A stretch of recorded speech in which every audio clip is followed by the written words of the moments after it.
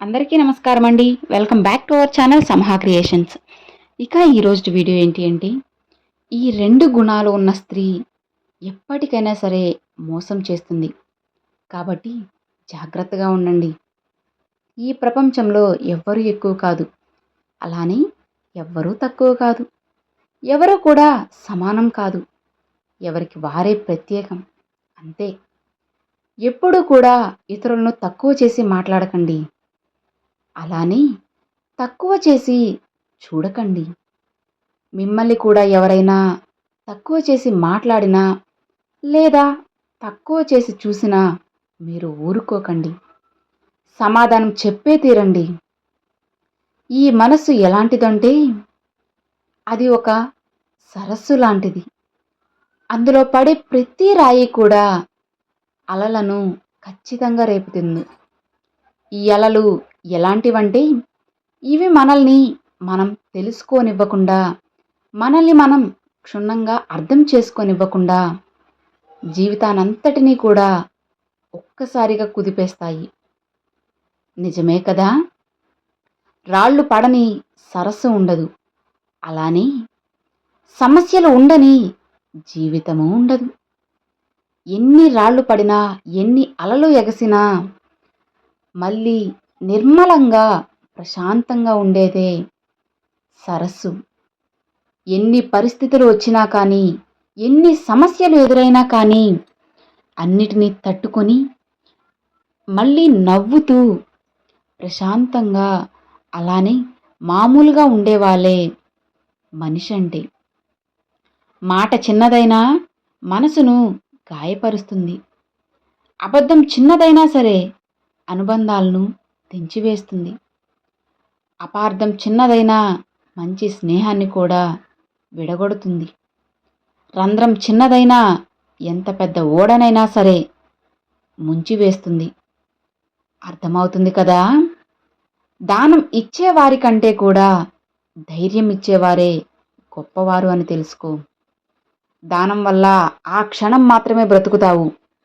కానీ ధైర్యం వల్ల నీకు నువ్వు జీవితంలో లేచి నిలబడతావు. గుర్తుపెట్టుకో, శరీరాన్ని మించిన క్షేత్రం లేదు, మనసును మించిన తీర్థం లేదు, జీవితాన్ని మించిన గ్రంథం లేదు, అలానే అంతరాత్మను మించిన గురువు లేడు, అనుభవాన్ని మించిన పాఠమూ లేదు. గుర్తుపెట్టుకో, ప్రతి అనుభవం వెనక ఒక ఓడిపోయిన జీవితం ఉంటుంది అని తెలుసుకో. అలానే ప్రతి బాధ వెనుక ఒక గాయపడిన మనసు ఉంటుందని గుర్తుంచుకో. ఉత్తముడు ఎప్పుడు కూడా సంతోషంగానే ఉంటాడు. వివేకవంతుడు ఎప్పుడు కూడా చిక్కుల్లో పడడు. సాహసవంతుడు ఎప్పుడు కూడా దేనికి భయపడడు. ఈ విషయాలన్నీ గుర్తుంచుకో. చేతిలోని ధనం, నోటి మాట, ఈ 2 కూడా విలువైనవే. వాటిని పొదుపుగా వాడితేనే మనిషికి విలువ. ఎంత అర్థం చేసుకున్నా, ఎన్ని సంవత్సరాల పరిచయం ఉన్నా ఏవో కొన్ని సందేహాలు, అలానే గందరగోళాలు మనసులో మిగిలే ఉంటాయి. కాదంటారా? మీరే చెప్పండి. క్షమాపణ చెప్పడం చాలా ముఖ్యం. కానీ అదే తప్పు మళ్ళీ చేయలేకపోవడం అంతకంటే ముఖ్యం. గుర్తుపెట్టుకోండి, ఈ ప్రపంచంలో ఏ మార్పునైతే నువ్వు కోరుకుంటావో దానికి నువ్వే నాంది పలకాలి. ఈ విషయాన్ని తెలుసుకో. విద్యతో వినయం, వినయంతో యోగ్యత, యోగ్యతతో ధనం, ధనంతో ధర్మం, ఇక ధర్మంతోనే సుఖం. మిమ్మల్ని మోసం చేయాలి అని అనుకునే స్త్రీ, అలాగే మిమ్మల్ని మనస్ఫూర్తిగా, నిజాయితీగా, నిజంగా ప్రేమించని స్త్రీని ఈ 2 విషయాల ద్వారా మీరు కనిపెట్టవచ్చు. అందులో మొదటిది, ఆమె నిన్ను ఎప్పుడూ కూడా పరాయి పురుషులతో పోలుస్తూనే ఉంటుంది.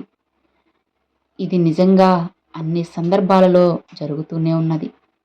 మీ నుండి ఎక్కువగా ఏదో ఒకటి ఆశిస్తూ ఉంటుంది. ఇలాంటి వారితో జాగ్రత్తగా ఉండండి. ఆలస్యం అవుతుందని పనులను ఆపుకోవద్దు. ఎందుకంటే గొప్ప పనులు ఎప్పుడూ కూడా సమయాన్ని ఆశిస్తూ ఉంటాయి కాబట్టి. గుర్తుంచుకోండి, మాటలకి కూడా అర్థాలు వెతికే వాళ్ళే పరాయి వాళ్ళవుతారు. మౌనాన్ని కూడా చదవగలిగిన వాళ్ళే నీ వాళ్ళు, మనవాళ్ళు అవుతారు. మనమంటే ఇష్టం లేదని ఎవ్వరూ కూడా నోటితో చెప్పరు. వారి ప్రవర్తనను బట్టి మనమే అర్థం చేసుకోవాలి. మనమంటే ఇష్టం లేదు అని మనకే తెలుసుకోవాలి. తన మీద తనకు నమ్మకం ఉన్నవాడు ఓటమి ఎదురైన ప్రతిసారి మళ్ళీ గెలవడానికి ప్రయత్నిస్తూనే ఉంటాడు.